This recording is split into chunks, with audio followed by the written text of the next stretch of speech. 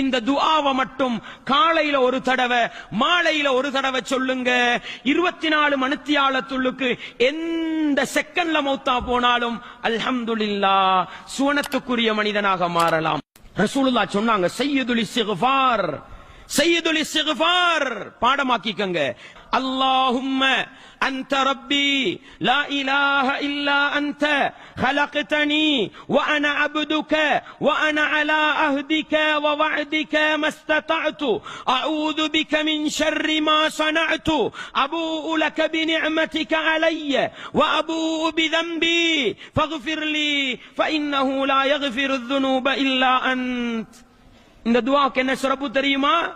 ரசூலுல்லாஹ் சொன்னாங்க, யார் இந்த சய்யிதுல் இஸ்திக்ஃபாரை காலையில் ஒரு மனிதன் உள உறுதியோடு ஓதுகின்றானோ அவன் மாலையாவதற்கு முன்னால் மரணித்து விட்டால் தஹலல் ஜன்னah.